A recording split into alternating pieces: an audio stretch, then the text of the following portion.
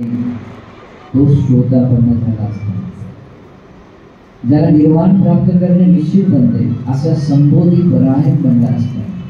चारही दुर्गती अपाय लोकातून मुक्त झाला असता नेहमीसाठी. परंतु अभाग्य आहे की त्याने आपल्या वडिलांची हत्या केली.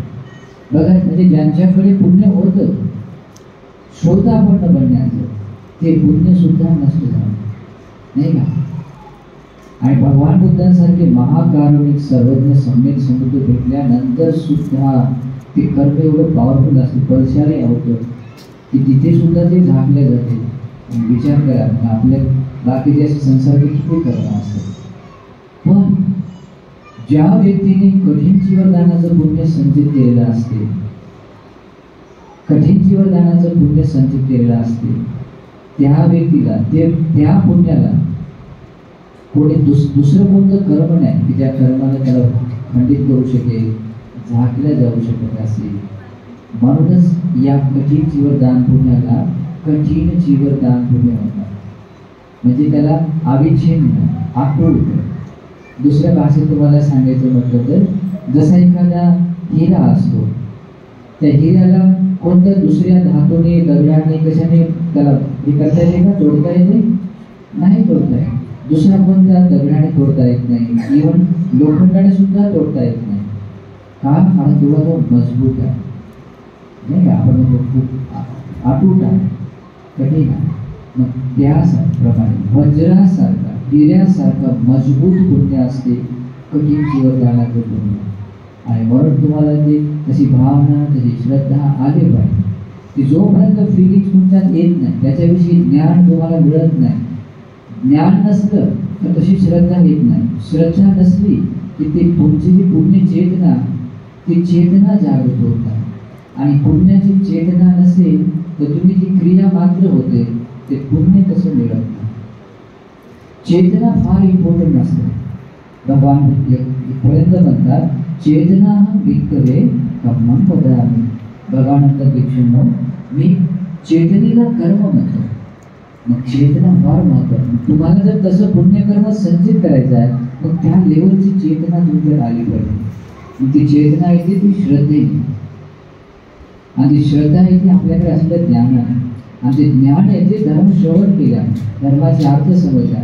त्यासाठीच बघा, बौद्ध देशातील लोक जेव्हा कठीण जीवनदान देतात तर हे दान द्यायच्या अगोदर एक छोटी देशना देतात, जेणेकरून लोकांना अशी श्रद्धा, तशी चेतना उत्पन्न करता येईल. आणि तशा म्हणजे लोकोत्तर चित्ताने ते पूर्ण करता येईल यावर, यासाठी ते देशना असते. पण आपल्याकडे फार परिचय नसतो. तुम्हाला अगोदर म्हटल्याप्रमाणे जसं की कठीण जीवनदानाचं पुण्य असं असते, युनिक आहे. जसं या सगळ्या पृथ्वीवर एक व्यक्ती फार युनिक असतो, तो म्हणजे चक्रवर्ती राजा. तो या सगळ्या पृथ्वीवर एक छत्र राज्य सांभाळतो. 32 महापुरुष लक्षणाने संपन्न, 80 उपलक्षणाने संपन्न, 7 प्रकारचे रत्न असतात आणि सगळ्या पृथ्वीचं राज्य. विचार करा, तो माणूस किती महान असेल. भगवान म्हणतात एक कठीण जीवनदानाचं पुण्य या प्रकारे असते. हे पुण्य जेव्हा तुम्ही करता तर हे पुण्य असं अग्र फळ देणारं आहे. कारण हे कठीण जीवनदान हे एका व्यक्तीला दिल्या जात नाही, ते संघाला दिल्या जाते. कठीण जीवनदान भिक्षू संघामध्ये जर 100 बंदेजी असो अथवा 1000 बंदेजी असो, एका बंदेला दिल्या जाते. ते सांघिक राहते, संघाची संपत्ती राहते. आणि संघाला दिल्या जाणारे जीवन असल्यामुळे सुद्धा हे पुण्य अनोत्तर बनते. आणि या कठीण जीवनदानाला दानाच्या संघामध्ये भगवान बुद्ध सुद्धा येतात.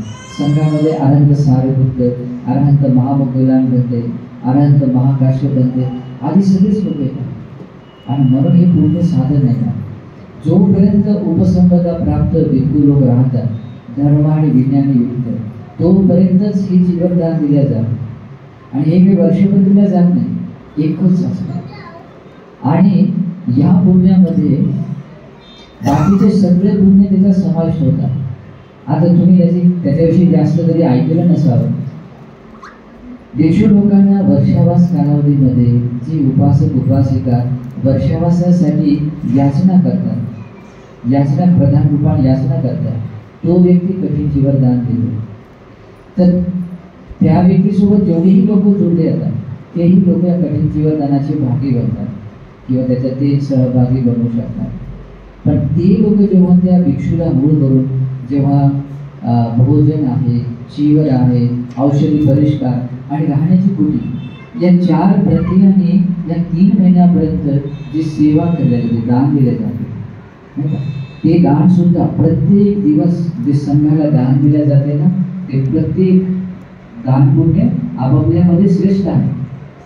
जसे एखाद्या प्रदेशाचा राजा त्या प्रदेशाचा तो श्रेष्ठ स्थानी असतो, तशा पद्धतीने संघाला दिलेलं दान हे श्रेष्ठ स्थानीच असते. परंतु कठीण चिवर दानाचं पुण्य कसं, चक्रवर्ती राजासारखं, म्हणजे त्या खाली 1000 राज्य जरी असले पण तरी पण कठीण चिवर दानाचं मोठं पुण्य आहे. तुम्ही या 3 महिन्यापर्यंत भिक्षू लोकांना मूळ करून तुम्ही जे 4 प्रक्रिया सेवा केल्या, म्हणजे भोजन दान देऊन, त्याच्यानंतर तुम्ही भिक्षू लोकांना शयनासन कुटी दान करून, त्यांना वस्त्रसाठी गादी वस्त्र दान करून, त्याच्यानंतर औषधी परिष्कार दान करून, हे पुण्यकर्म या कठीण शिवदानाच्या पुण्यामध्ये समाविष्ट होते. भगवंताच्या उपदेशानुसार ज्याला भगवंताचा धम्म ऐकायला येते ते लोक काय करतात माहिती आहे, मग त्या पुण्याला आणखी महाफलदायी बनवायचं असेल मग ते अधिष्ठान करतात. वर्षाला सुरू होण्याच्या त्या दिवसापासून उपासक लोक अधिष्ठान करतात की मी नित्य रूपाने शिलाचं पालन करेन. काही लोक म्हणतात की 3 महिन्यापर्यंत मी आज उपोषण शिलाचं पालन करेन. आपल्याकडे आज करतात पण थोडीशी जाणीव नसल्यामुळे, कधी कसं करायला पाहिजे याच्याविषयी योग्य मार्गदर्शन नसल्यामुळे थोडंसं इकडे तिकडे होते. पण ते शिकायला पाहिजे. तर ते शिकण्यासाठी योग्य व्यक्तीकडून धर्म शिकायला पाहिजे. फक्त तुम्हाला धर्म ऐकायला भेटणार नाही का. मग काही लोक 3 महिन्यापर्यंत आर्य उपवास पालन करतात. काही लोक अधिष्ठान करतात की मी एका महिन्यात कमीत कमी 4 दिवस का असेना, पौर्णिमा, अमावस्या, अष्टमी, 2 अष्टमीला उपवास पालन करतात. काही लोक शेवटच्या महिन्यामध्ये किंवा अगोदरच्या महिन्यामध्ये कधी कधी लोक 7 दिवस सतत आर्य उपवास पालन करतात. कशासाठी की मला हे वर्षावासाच्या पर्वामध्ये जे मी पुण्य करणार, हे उपवास पालन करणार, जे पुण्य माझ्या या कठीण जीवनदानाच्या पुण्याला महाफलदायी मला बनवता यावं यासाठी करतात. काही लोक नित्य रूपाने दान देण्याचं अधिष्ठान करतात की नाही मी दररोज काही ना काहीतरी भिक्षू संघाला दान देणारच. काही लोक अधिष्ठान करतात की मी दररोज भगवंताची वाणी मी श्रवण करणारच. आपल्याकडे काही परंपरेनुसार आपल्याकडे वर्षावासामध्ये एक ग्रंथ वाचन करतात किंवा भिक्खूकडून प्रवचन ऐकतात. अधिष्ठान करतात की मी न चुकता दररोज धर्मश्रवण करेल. आणि धर्मश्रवण काय, पुण्यक्रिया आहे, 10 प्रकारच्या पुण्यक्रियापैकी.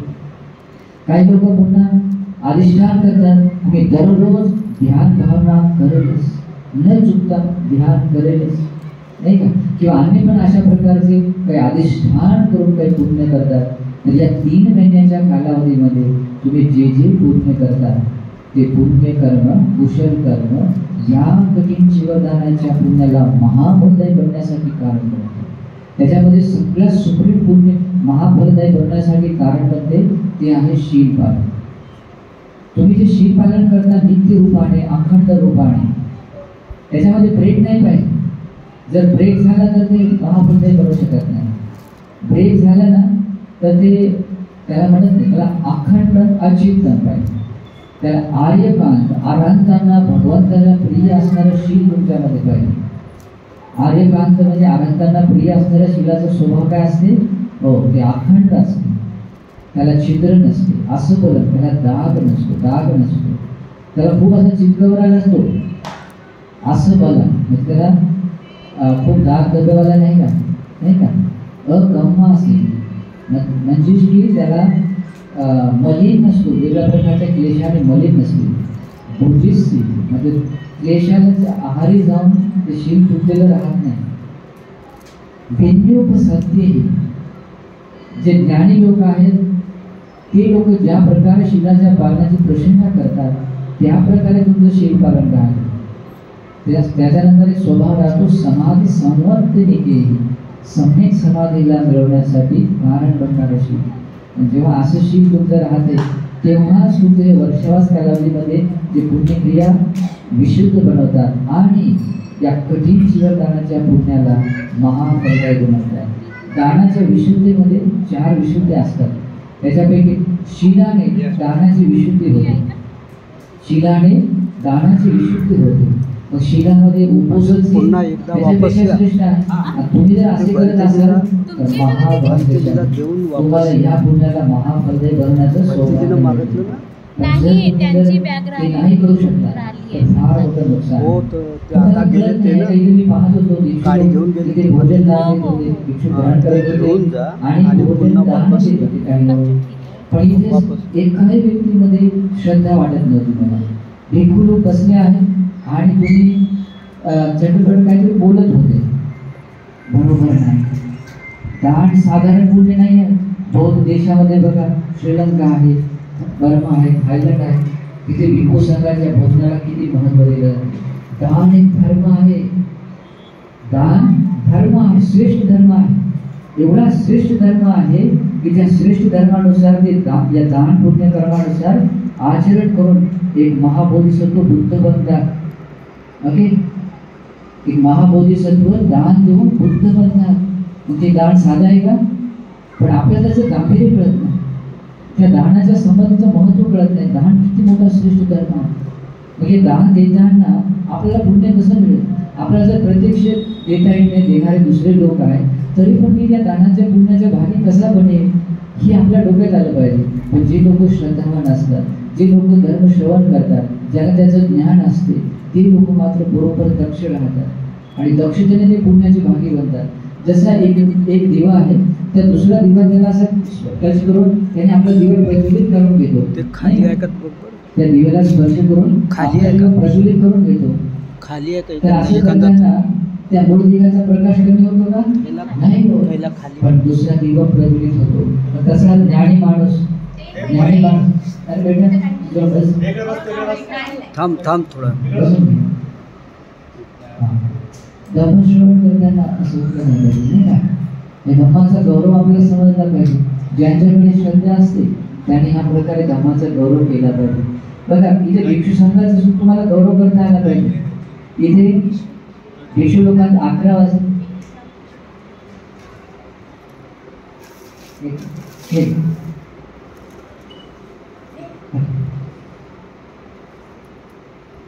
बघा, भिक्षू लोकांच्या भोजनासाठी जेव्हा तुम्ही वेळेवर भिक्षू लोकांना भोजन देता, त्या भोजन देण्याची पद्धती राहते. कसं द्यावं, कसं बसावं, सगळ्या गोष्टी तुम्ही, हा धर्म आहे. जर इथेच गोष्टी आपल्याला समजल्या नाही तर आणखी काय आपण ते करणार आहे? धर्म प्रचार करणे किंवा धर्म आपल्यामध्ये असणे म्हणजे काही हे फॉर्मॅलिटीज नाही. हे काही लोकांमध्ये पाहिलं की फॉर्मॅलिटीज केल्यासारखं बघत आहे. आता तुम्ही साक्षी लोक होते जेव्हा भिक्षू लोकांचे जे स्वागत होत होते होण्याचं, तर ते भिक्षू संघालाही दिलेलं पुष्पाने जे काही स्वागत आहे किंवा पुष्पपूजा आहे ते फार मोठं पुण्य आहे. या पुण्याला बघून कोणी त्याचं अनुमोदन करत होते. साधुवाद देऊन आपल्या हृदयामध्ये प्रसन्न जागत होते. ती फिलिंगच नाही. ते त्यांचं ते काम करत नाही, ठीक आहे बघत नाही आपण, पण फिलिंग नाही, चित्तामध्ये तो भाव नाही. भगवंताला इथे पुष्पपूजा करत होते. ते पुण्य किती मोठं आहे. भगवंताला दिलेलं जे काही दान आहे ते किती आग्र दान आहे. मी त्या दानाला बघून मी सुद्धा त्या पुण्याच्या भागी बनलं पाहिजे. यासाठी मी काय केलं पाहिजे हे समजायला पाहिजे. मग ते काय केल्याने आपल्याला ते पुण्य मिळते? आपण जेव्हा त्या पुण्याचं अनुमोदन करतो, जेव्हा आपल्या हृदयामध्ये त्या पुण्यकर्माला बघून प्रसन्नता जागवतो आणि प्रसन्नतेने साधू साधू म्हणून अनुमोदन करतो, तेव्हा ते भगवंताला पुष्प आपण पूजा करतो, दीपदान करतो किंवा सुगंधित धूप दान करतो. त्या दानाचं पुण्य तुम्हाला सुद्धा मिळते. भिक्षू संघाचं सुद्धा असं दान दिले जाते. तर त्या दान तुम्ही स्वतः जरी नाही दिलं पण तुम्ही त्या दानाला बघत मनात जर प्रसन्नता जागवली आणि प्रसन्नतेने त्याचं अनुमोदन केलं तर त्या अनुमोदनाने सुद्धा तुम्ही पुण्याची भागी बनता, नाही का? भगवान काय म्हणतात? धीरोज दानम अनुमोदमान तेने व होती सुखी परत. जे लोक ज्ञानी असतात, बुद्धिमान असतात, ते लोक या स्वतः तर दान देतातच, पण ज्ञानी व्यक्ती आहे ना, तर दुसरं त्यांनी दान दिलं ना, त्या दानाला सुद्धा बघून आपल्या मनात प्रसन्नता जागवतात आणि प्रसन्नतेने त्याचं अनुमोदन करतात. या प्रकारच्या अनुमोदनाने तेनेव होती सुखी परत. त्याच पुण्यकर्माने ते लोक हा देह सोडून गेल्यानंतर सुखी बनतात, नाही का. मग असं पुण्य करता आलं पाहिजे. आता तुम्ही इथे कठीण जीवनदानाच्या पुण्यात सहभागी होतात, सगळे लोक यामध्ये होतात, पण तुम्हाला त्याची फिलिंग आली पाहिजे. त्या पुण्याचा काहीतरी संचय तुमच्या वाट्यामध्ये आला पाहिजे, तुमच्या चित्तामध्ये त्या पुण्याचा संचय झाला पाहिजे.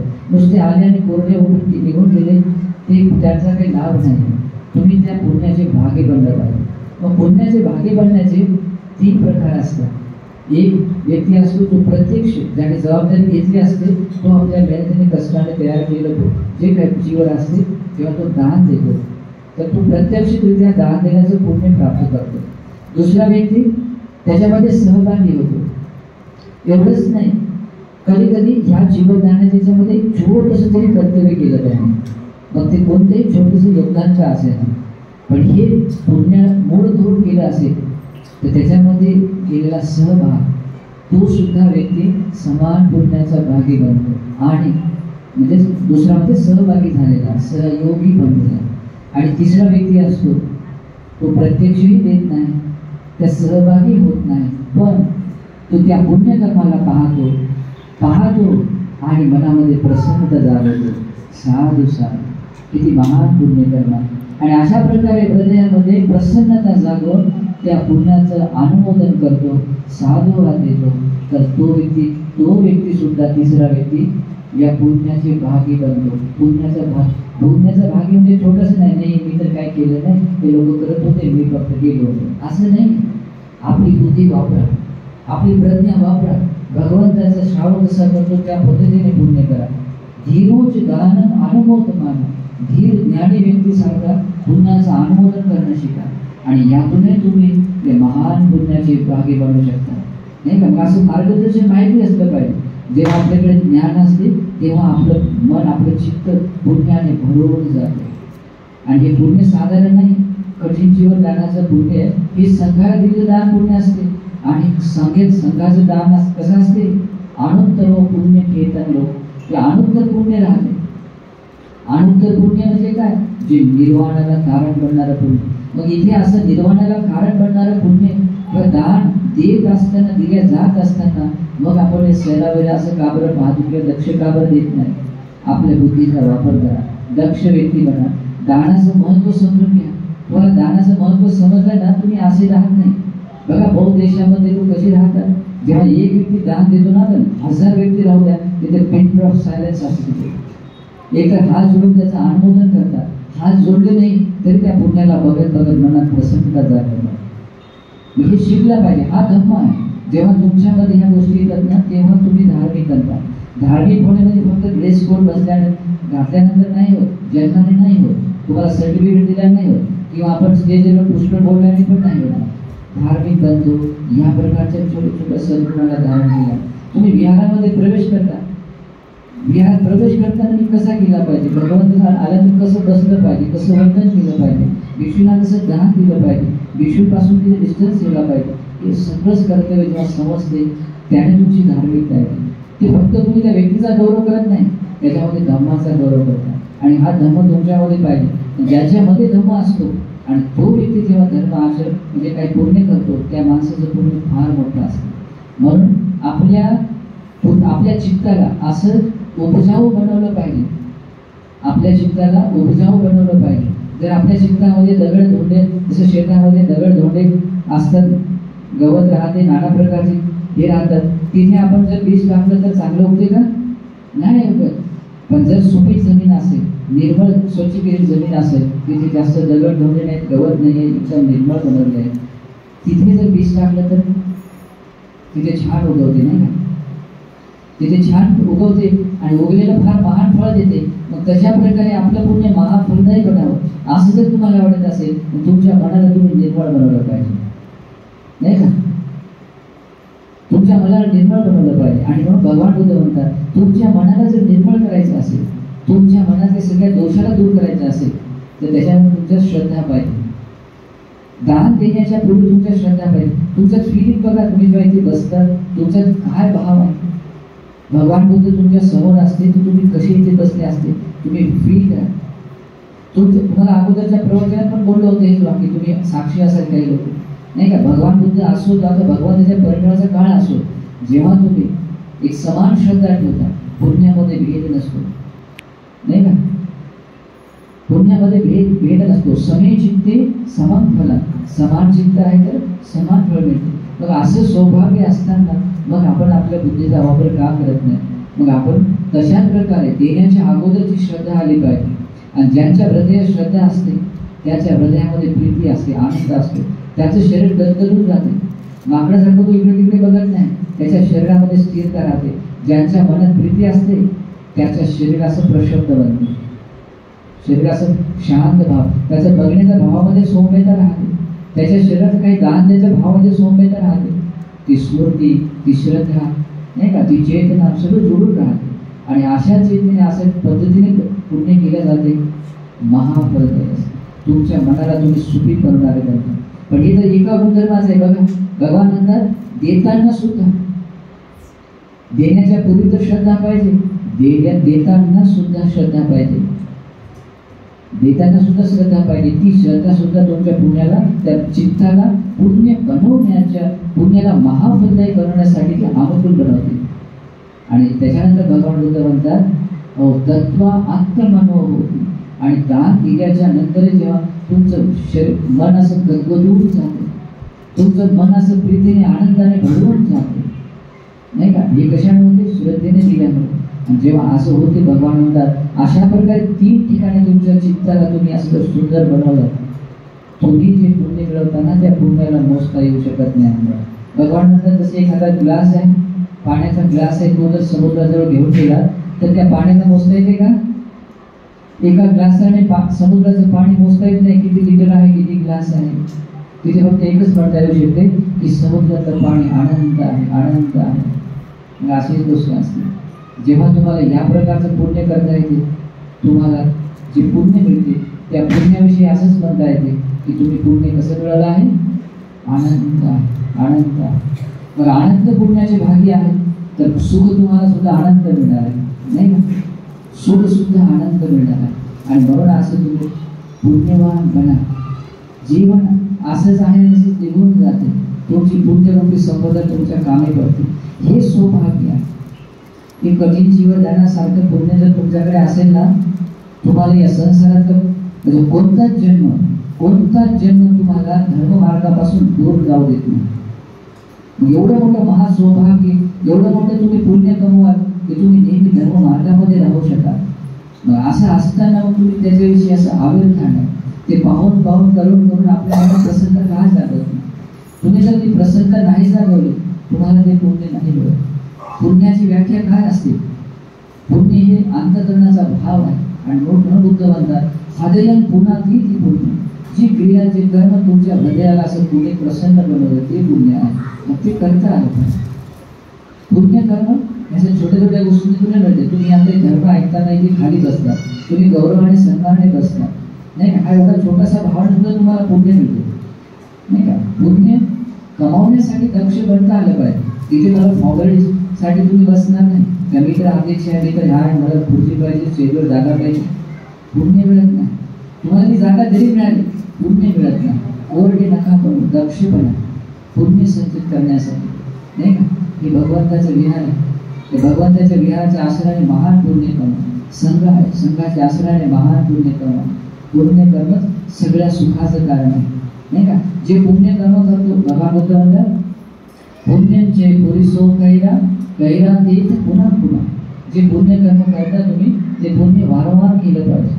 कमी छंदन कैरा, ते पुण्य करण्यासाठी तुमच्या मनात इच्छा जागृत झाली पाहिजे, इच्छा उत्पन्न झाली पाहिजे. का झाली पाहिजे. कारण भगवान म्हणतात सुख पुण्य सौचे, सगळ्या सुखाचं कारण पुण्य कर्म. आणि म्हणून उपासिकांना तुम्हाला हे सौभाग्य आहे. या सौभाग्याला तुम्ही ओळखा. या अशा प्रकारचं महान दुर्लभ कठीण जीवनदानाचं पुण्य तुम्हाला करता आलं नाही. तुम्ही त्या सहभागी तुम्हाला होत आहात. या पुण्यकर्माला महाफलदायी बनवण्यासाठी तुम्ही 3 महिन्यापर्यंत भिक्षू संघाला 4 प्रत्ययाने दान देऊन सेवा केलेली आहे, ते पुण्य निश्चितच महाफलदायी आहे. पण महाफलदायी बनण्यासाठी ह्या 2-3 गोष्टी आवश्यक असतात, नाही का? कोणत्या असतात? एक श्रद्धा महत्वाची असते, ती 3 ठिकाणी कायम पाहिजे. त्याच्यानंतर तुमच्यातलं शील महत्वाचं असते, आणि मी भिक्खू संघस्य देन, की जे मनात चेतना उत्पन्न झाली, मी भिक्षू संघाला दान देतो, भगवंताला हे संघाला दान देतो, ही जेव्हा चेतना उत्पन्न होते, ही चेतनाच तुमचं कर्म आहे. आणि ह्या प्रकारच्या पुण्यकर्माला संचित केल्यानंतर तुम्ही जर सहज भावनेने जर तुम्ही प्रार्थना चेतना जागृत केली, हे पुण्यकर्म माझ्या निर्वाण प्राप्तीसाठी हेतू बनव, प्रत्यय बनव, ही गॅरंटी आहे. तुम्ही तुम्हाला निर्वाण मिळवणं निश्चित आहे, निर्वाण मिळवणे निश्चित आहे. त्रिपिटकामध्ये असे सैकड़ो नाही लाखो उदाहरण भेटतात की ज्यांनी कोणत्या ना कोणत्या बुद्ध काळामध्ये, भगवंताच्या काळामध्ये ह्या प्रकारे कधी जीवनदान दिले आहे. आणि या जीवनदानाच्या पुण्याने कल्पांतरापर्यंत देवता लोकांमध्ये, मनुष्य लोकांमध्ये संसरण केलं, आणि एवढं पुण्य शिल्लक होतं, एवढं केल्यानंतर सुद्धा एवढं पुण्य शिल्लक होतं, पण ते शिल्लक असताना सुद्धा त्याने निर्वाण मिळवलं. ते बाकीच्या आम्ही सुख मिळालं बाकीच होतं, नाही ना? ते म्हणतात की एवढ्या बदल. तुम्हाला एक दुसरं उदाहरण सांगतो. एक नागेंद्र नावाचे भद्रेजी होते, त्यांनी 91 कल्पापूर्वी भगवान विपस्सी समेत समुद्राच्या काळामध्ये कठीण जीवदानाचं पुण्य केलं होतं. त्या पुण्यकर्माने ते 18 कल्पापर्यंत म्हणजे ते देवलोकामध्येच त्यांनी संसरण केलं. देवलोकात त्यांचा जन्म झाला. 18 कल्प म्हणजे स्वादा नाही, छोटा नाही. त्याच्यानंतर ते 34 वेळा ते देवेंद्र चक्र बनले. 84,000 वेळा ते चक्रवर्ती राजा बनले. बाकीची गोष्टीच काय नाही का? पण एवढं मी सुख अनुभव केल्याच्या नंतर सुद्धा मी आणखी मला खूप वेळ नाही तेवढ्या वेळ त्याचं पुण्य मिळणार होतं, परंतु त्याच्या अगोदर मी काही सैकड़ो वेळा चक्र राजा बनूनच मी आज आनंद झालो. आता मला त्याची तेवढी आवश्यकता नाही का? तर मग अशा प्रकारचे हे पुण्य आहे. हे पुण्य साधारण नाही, हे अग्रदान आहे, अग्रपुण्य आहे. भगवान काय म्हणतात? आकस्मिक दानं ददतं आगम पुण्यं भवति. अग्र ठिकाणी तुम्ही जर दान दिलं तर पुण्य कसं मिळते? तुम्हाला अग्रपुण्य मिळते तुम्हाला. आणि अग्रपुण्याचा विभाग काय असतो? अग्रपुण्य विभागाचा अग्र सुख असते. मग ते मनुष्य लोकांतील मानवी सुख असो, देवता लोकांतील दिव्य सुख असो, किंवा या सगळ्या संसारातील जे कोणतं सुख आहे, सर्वश्रेष्ठ सुख कोणतं आहे? निर्वाण आहे. ते सुद्धा या प्रकारच्या पुण्याने मिळते. आणि म्हणून उपासकांना या प्रकारचं पुण्य आता तुम्ही संचित केला, दान दिला, कलेक्ट दिल्याच्या नंतर या स्मरण करून त्याचं अनुमोदन व्हा, आणि अनुमोदन करून या पुण्याची भागी बना. हे पुण्य जर तुमच्याकडे असेल, तुम्ही जिथेही जा, जिथेही तुमचा जन्म, इव्हन तिरछान प्राण्यात का होईना, पण तिथेही तुम्ही एक युनिक म्हणून काहीतरी याच्या चांगल्या उच्च स्थानी तुम्ही राहणार. मग मनुष्य लोकांची गोष्टच काय, ज्या 4 लोकांमध्येच 1000 लोकांमध्ये जा, तुम्ही स्वाभिमान त्या लोकांमध्ये एक श्रेष्ठ स्थान तुम्हाला बसणार. ही कशामुळे आहे? हे या प्रकारचे केलेल्या पुण्यकर्म आहे. हे साधं पुण्य नाही, हे पुण्यकर्म असं आहे प्रत्येक जन्मामध्ये तुम्हाला सत्पुरुषांची संगती देणार आहे, प्रत्येक जन्मामध्ये तुम्हाला धर्माशी जोडून ठेवणार आहे, आणि या प्रकारे प्रत्येक जन्मात तुम्हाला सुखी बनवणारे हे पुण्य आहे, आणि शेवटी तुम्हाला निर्वाण देणार आहे. मग असं महापुण्य आहे. या पुण्याचे तुम्ही आज भागी बनला आहात. तर प्रसन्न व्हा, प्रसन्नतेने या पुण्याचं अनुमोदन करा, आणि मनामध्ये प्रार्थना ठेवा, मनामध्ये अशी चेतना जागृत करा. जेवढ्याही तुमच्या प्रार्थना असेल, एक प्रार्थना केली म्हणजे तुमचं संपूर्ण पुण्य असं नाही, 1000 ठेवा, काही फरक नाही पडत. हे पुण्य साधे नाही आहे, या पुण्याचे लिमिट नाही आहे, सीमा नाही, आनंद पुण्य आहे. मग तुम्हाला जे सुख वाटते या संसारामध्ये, जेवढंही ज्याच्यामध्ये सुख वाटते ते सगळं सुख तुम्हाला मिळालं. मनुष्य लोकातील, मानवी असो, देवता लोकातील, दिव्य असो अथवा निर्वाण सुख असो, या सगळ्या सुखाची भागी तुम्ही बनू शकता, आणि भागी बनवणारे पुण्य आज तुम्ही मिळवता. आणि म्हणून प्रसन्न व्हा. सांगण्यासाठी भरपूर काय होतं, पण वेळ संपला. या कठीण जीवनदानाचा प्रोग्राम थोडासा वेगळा लागतो. आपल्या लोकांना फारसं माहिती नाही. तुम्हाला माहिती करून घ्यायचं असेल, उद्याचा कार्यक्रम तुम्ही आमचा बघा. महाराजा सेलिब्रेशन हॉलमध्ये आहे. सकाळी 8 वाजेपासून संध्याकाळी 6 वाजेपर्यंत राहणार. अतिशय सुंदर. तुम्हाला कळून येईल की पुण्य काय असते, कसं करायला पाहिजे, नाही का. मग तुम्ही असे दक्षपणा पुण्यकर्म अर्जित करण्यासाठी, संचित करण्यासाठी आणि ही पुण्यकर्म निश्चित रूपाने तुम्हाला सुखी बनण्यासाठी कारण पडेल. सगळ्यात मोठा एक आश्रय मिळतो तुम्हाला की ह्या पुण्यकर्माने तुम्हाला सत्पुरुषांचा आश्रय नेहमी मिळत राहील. मग ते कायम संसारामध्ये महाबोधिसत्व जन्मले तरीही तुमचा त्या सत्पुरुषांशी संबंध राहील. कधी कधी बच्चे बुद्ध संसारामध्ये आले, त्या बच्चे बुद्धांशी सुद्धा तुमचा संबंध राहू शकतो. तुम्ही या प्रकारे कधी सम्यक संबुद्ध आले तर तुम्हाला तिथे सुद्धा त्यांच्याशी संबंध जोडून राहू शकतो. मग अशा प्रकारचं सत्पुरुषांना जोडणारं हे पुण्य आहे. साधी गोष्ट आहे का? नाही, साधी गोष्ट नाही. सत्पुरुषांना जोडणे म्हणजे निर्वाणाला पोहोचणे. तुम्हाला निर्वाणाचा मार्ग मिळणेच आहे. जसं छोट्या नद्या जर मोठ्या नदीला भेटलं, गंगा नदीला भेटलं तर त्या गंगा नदीचं पाणी समुद्रात जाणंच आहे. तशाच पद्धतीने तुमचं असं सत्पुरुषांच्या आश्रयाने तुम्ही राहिला, तुम्ही धर्ममार्गात असं हळूहळू उन्नती करत निर्वाणापर्यंत पोहोचा, नाही का. म्हणून प्रसन्न व्हा. आपल्याला आज असं पुण्य मिळत आलं, असं सौभाग्य तुम्हाला मिळत आलं आहे. तर या पुण्याच्या बलाने आपल्याला या संसारातील सगळ्या प्रकारचं सुख मिळेल अशी चेतना मनस्वी ठेवा. आणि मी सुद्धा तुम्हाला या प्रकारे मंगल आशीर्वाद करतो. मी जे ते धर्माचं दान दिलं आहे, धर्माची तुम्हाला 2 गोष्टी सांगितल्या आहेत आणि सगळ्या दानाला जिंकणार धर्मदानाचं पुण्य संचित केलं आहे.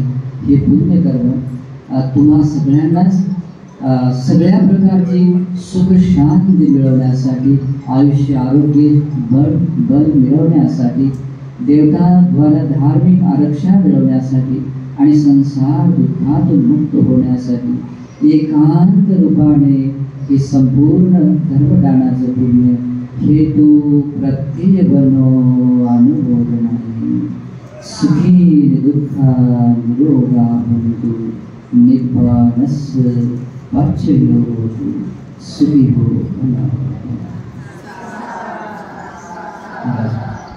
वेळ खूप झाला नाही तर